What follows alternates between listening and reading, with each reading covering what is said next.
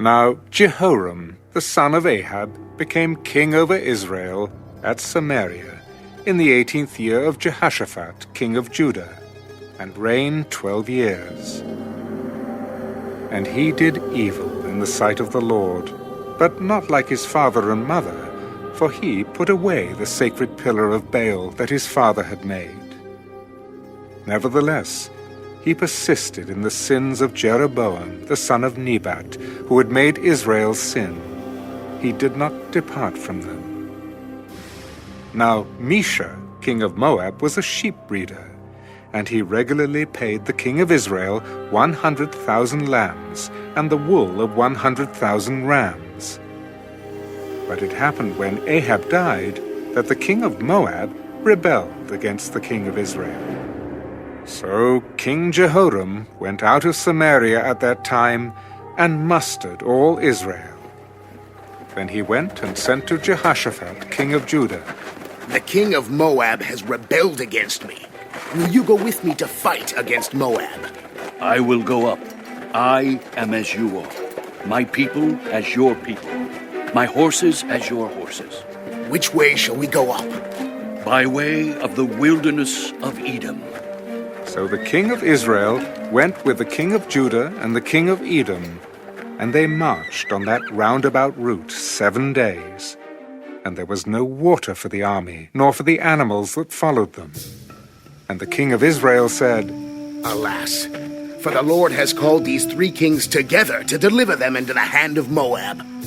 But Jehoshaphat said, Is there no prophet of the Lord here, that we may inquire of the Lord by him? So one of the servants of the king of Israel answered, Elisha, the son of Shaphat, is here, who poured water on the hands of Elijah. The word of the Lord is with him. So the king of Israel and Jehoshaphat and the king of Edom went down to him. Then Elisha said to the king of Israel, What have I to do with you? Go to the prophets of your father and the prophets of your mother. No, for the Lord has called these 3 kings together to deliver them into the hand of Moab. As the Lord of hosts lives before whom I stand, surely, were it not that I regard the presence of Jehoshaphat, king of Judah, I would not look at you, nor see you. But now, bring me a musician. Then it happened, when the musician played, that the hand of the Lord came upon him. Thus says the Lord, make this valley full of ditches.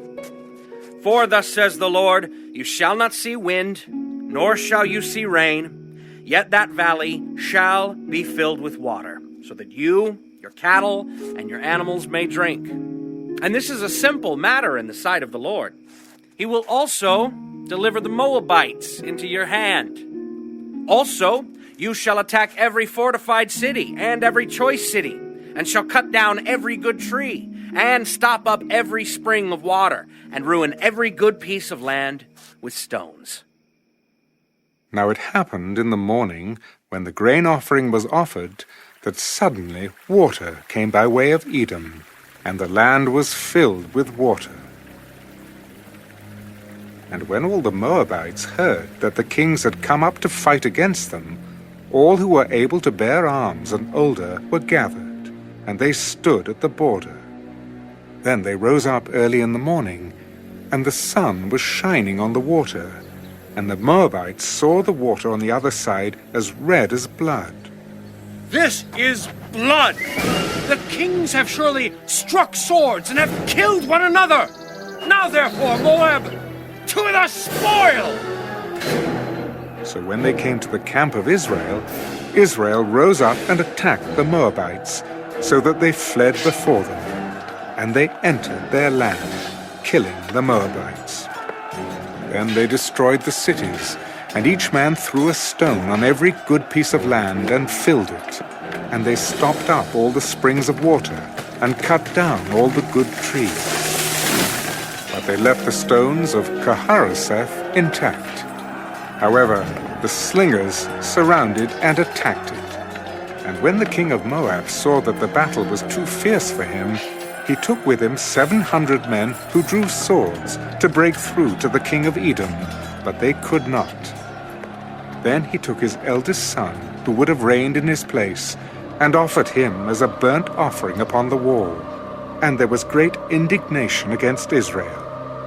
So they departed from him and returned to their own land.